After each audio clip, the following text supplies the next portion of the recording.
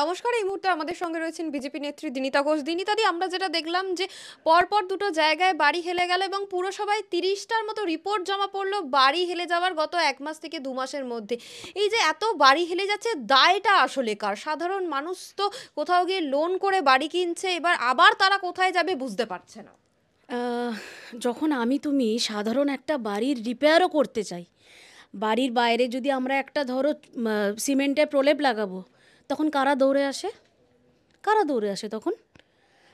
স্থানীয় কাউন্সিলরের সব চালাচামুন্ডারা দৌড়ে আসে।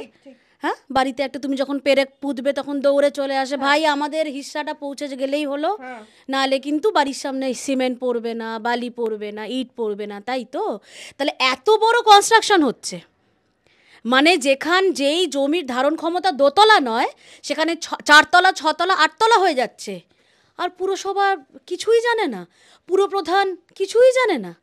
কবে জানবে? যখন জানেই না এত বড় আহাম্মক অপদার্থ, তাহলে ভাই ওই চেয়ারটা ছেড়ে দে না। কে মাথার দিব্যি দিয়েছে ওই চেয়ারটা আঁকড়ে ধরে বসে থাকতে? আমাদের রক্তের কষ্টের ট্যাক্সের টাকায় তো তোরা চলছিস, ওই অপদার্থ পানা করার জন্য তো তোরা ওই চেয়ারে বসে নেই। আর আমাদের সব থেকে বড় অপদার্থ আমাদের দুর্ভাগ্য, কারণ আজকে আমরা 23শে জানুয়ারি, আজকে সত্যি কথা, আজকে ওই শুধু একটা আমার আমার আমার ভগবান নেতাজি আমার কাছে ভগবান।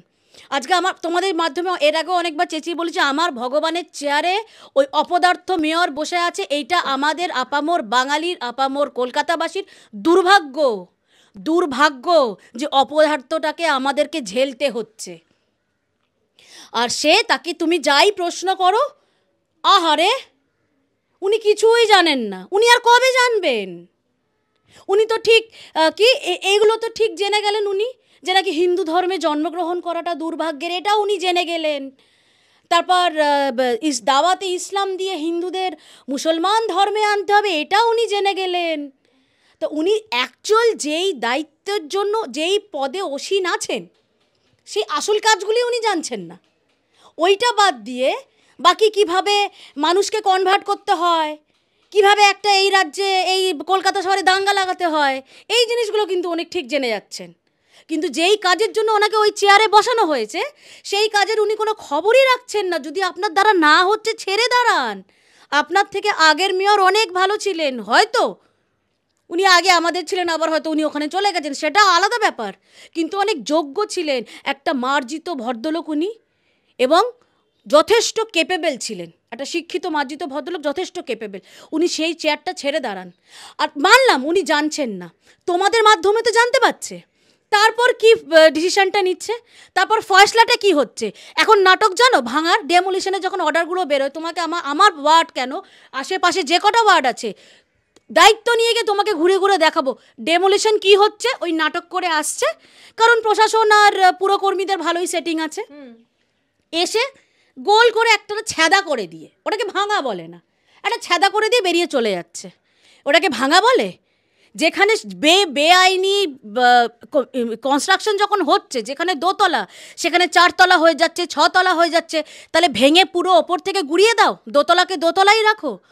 আজকে আমরা একটা সাধারণ মানুষ, আজকে তুমি আমি সারাদিন ধরে মুখে রক্ত তুলে আজকে আমরা একটা স্বপ্ন দেখি, নিজের একটা স্বপ্নের আশিয়ানা বানাবো, তার জন্য লোন নিয়ে, মানে কি কষ্ট করে একটা সাধারণ মানুষ একটা ফ্ল্যাট কিনতে যাচ্ছে, কত স্বপ্ন নিয়ে, সারা জীবনের পুঁজি লাগিয়ে একটা ডাউন পেমেন্ট করে একটা লোন নিয়ে।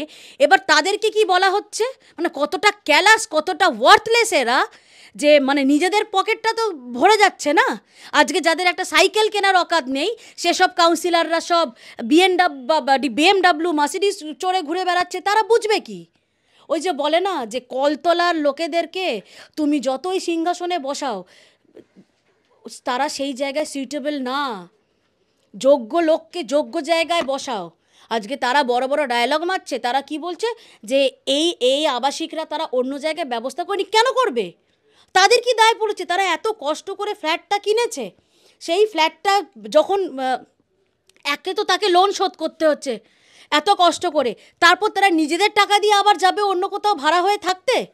সেটা এই প্রশাসনের কোনো দায়িত্ব নেই, এই পুরসভার, অপদার্থ পুরসভার। তাহলে অ্যারেস্ট করুক সেসব কাউন্সিলরকে, সেসব যেই কাউন্সিলরগুলোর সাথে প্রমোটারগুলো সেটিংবাজি করে, কারণ সেটিং ছাড়া তো এখানে কাজ হবে না। কারুর কোনো প্রমোটারের মাথায় সেই মানে ক্ষমতা আছে যে বিনা কাউন্সিলরকে টাকা দিয়ে একটা কাজ করবে, একটা ইট পুঁতবে কোথাও? এবং আমি সেটাই বলছিলাম, এই যে নেতাজির জন্মদিনে মুখ্যমন্ত্রী কিন্তু বিতর্ক উস্কে দিলেন, ফের বলছে যে রাজ্য থেকে যে ফাইলগুলো ছিল সেগুলো প্রকাশ করা হয়েছে, কেন্দ্র এখনো পর্যন্ত কোনো ফাইল প্রকাশ করেনি। নরেন্দ্র মোদী কিন্তু ক্ষমতায় আসার আগে নেতাজিকে নিয়ে অনেক কথা বলছেন, ক্ষমতা আসার পর কি করলেন? ক্ষমতা আসার পর তাহলে উনি সেইগুলো আদালতের দরজাটা খটখটা ইয়ে করুক না। উনি তো সব কিছু হলেই নাকি আইন আদালত উনি অনেক কিছু দেখান। তাহলে সেই বিষয় নিয়ে উনি যান।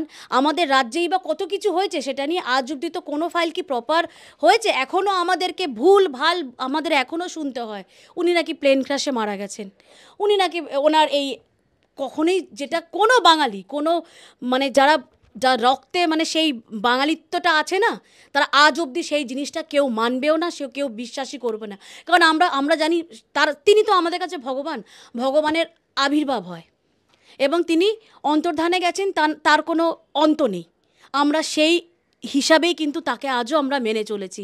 আর হয়তো কিছু কিছু হয়, আমরা পাগলরা ভাবি হয়তো কোনো দিন একদিন সেই নবজাগরণ হবে, তিনি হয়তো ফিরে আসবেন, হয়তো অন্য রূপে আসবেন, কিন্তু হয়তো আসবেন, সেই আশা নিয়ে আমরা আজও বসে আছি।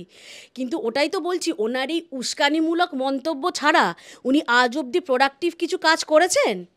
উনি এখন দেখতে পাচ্ছেন না ওনার আলালে ঘরে দুলার ওনার ববিকে? হ্যাঁ, উনি তো নাকি ওনাকে মেয়র করে বসিয়ে রেখেছেন, উনি মেয়রের দায়িত্বটা ঠিক করে পালন করছেন? আজকে দিকে দিকে প্রত্যেকটা মানে সেই খিদিরপুর থেকে যে শুরু হয়েছিল বাড়ি ভাঙা নিয়ে, তখনই থেকে অনেক লম্বাচড়া ডায়লগ দিয়ে এসেছিলেন, তারপর থেকে কি করা হলো?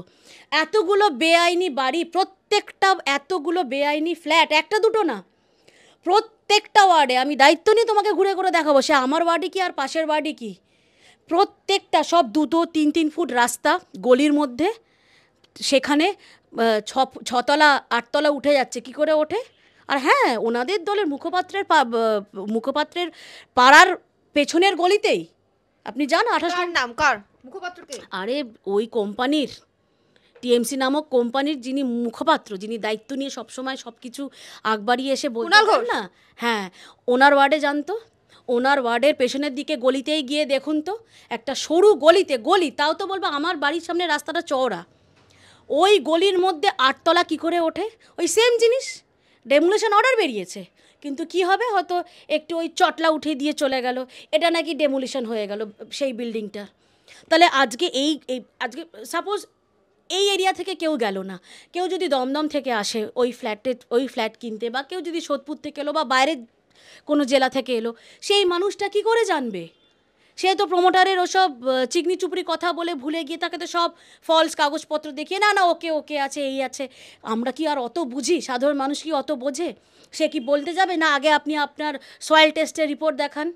সে তো আর সেটা চাইবে না, সে দেখবে না যে সব কিছু ওকে আছে, সিসি সার্টিফিকেট আছে, সে ফ্ল্যাটটা কিনে নিল। আজকে সত্যি এই আবাসিকদের চোখের জল, মানে এক একজন বয়স্ক মহিলা তারাও অবধি বলছে যে আমরা এখানেই মরবো, আমাদের আর উপায় নেই।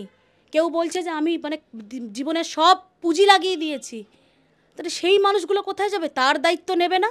ও তুমি থুতু গুনে স্কোয়ার ফিট হিসেবে টাকাটা নিতে পেরেছো, এবার এই মানুষগুলো যখন বিপদে পড়েছে, কারণ স্যাংশন তো তুমি করেছো, কাউন্সিলর বাদ দিয়ে তুমি বলো তো, এই আজকে কাউন্সিলর বাদ দিয়ে একটা পাড়ায় একটা কোনো প্রজেক্ট হওয়া, স্যাংশন হওয়া সম্ভব? আগে শুধু এইটা বলে দাও। আমরা তো অত বুঝি না, ওদের মতো সব এত বিজ্ঞ শিক্ষিত আমরা নই। সিম্পল জিনিসটা আমাকে শুধু বলে দাও যে হ্যাঁ দিদি সম্ভব, তাহলে মেনে নেব। তো বিনা কাউন্সিলরের কনসার্নে সম্ভব? তাহলে তাহলে আপনি করুন না, কামান না, কামানোর তো অনেক রাস্তা আছে, আপনারা তো কামাচ্ছেনই। একটা রাস্তা 14বার করে খুঁড়ে ভেঙে তৈরি করে প্রচুর কামাচ্ছেন, কামান, অসুবিধা নেই, কিন্তু মানুষের জীবন নিয়ে খেলছেন।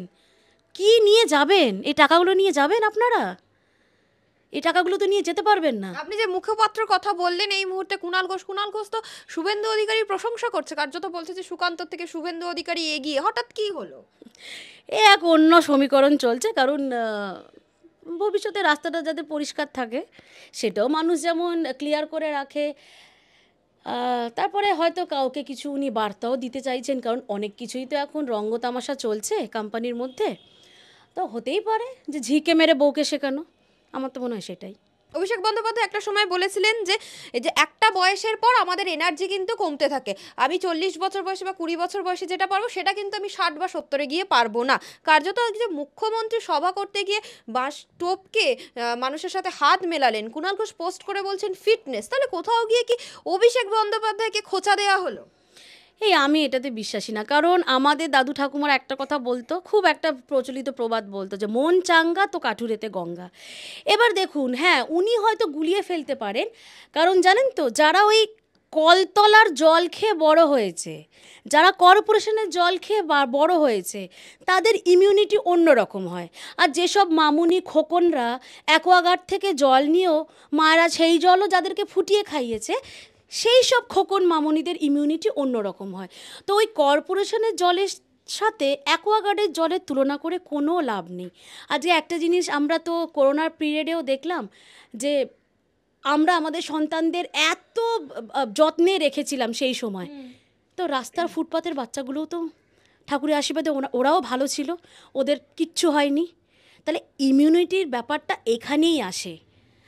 আর হ্যাঁ উনি বলতেই পারেন, কারণ কারণ উনি যে অভিসন্ধি নিয়ে উনি আছেন, উনি ভাবছেন যে বয়স বেড়ে যাচ্ছে, কারণ সবটাই তো নিজেকে অলিখিত অকথিতভাবে একটা ডাইনেস্টির একটা সাম্রাজ্যের মুখিয়া ভাবা শুরু করে নিয়েছেন।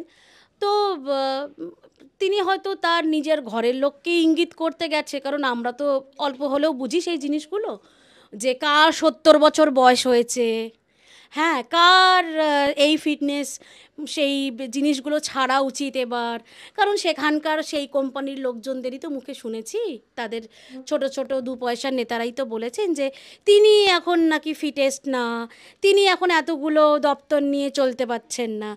আমাদের কথা না, আমাদের কথা না, তো তেনাদের মুখ থেকে আমরা সব শুনেছি। তো সেই জন্য বলবো যে ওই তাহলে কোথাও গিয়ে ঘুরিয়ে নাক দেখানো ব্যাপারটা হচ্ছে। আমরা তো সিধা নাকটাই বুঝি, সিধা নাকটাই ধরি। তো তিনি বলতে পারেন, কিন্তু বলেকেও তো লাভ নেই, কারণ হচ্ছে ওই মুখটাই কিন্তু কাজে লাগে। কারণ আমরা অনেক ক্ষেত্রে দেখেছি যে এই সেকেন্ড কমান্ডের মুখটা ঠিক ততটা চলেবেল না, তো ওই মুখেই আজও অবধি চলছে ওই কোম্পানিটা। জানি না, ভগবান জানেন, যদি ভবিষ্যতে ওই মুখ না থাকে এই কোম্পানি কতটা চলবে না চলবে, কি কোম্পানি শাটার পড়ে যাবে, সেটা তো কোম্পানির লোকজনই বুঝবেন। আর কোম্পানির লোকজন, কর্মীরাও খুব ভালো করে বোঝে কোন মুখের দাম বেশি।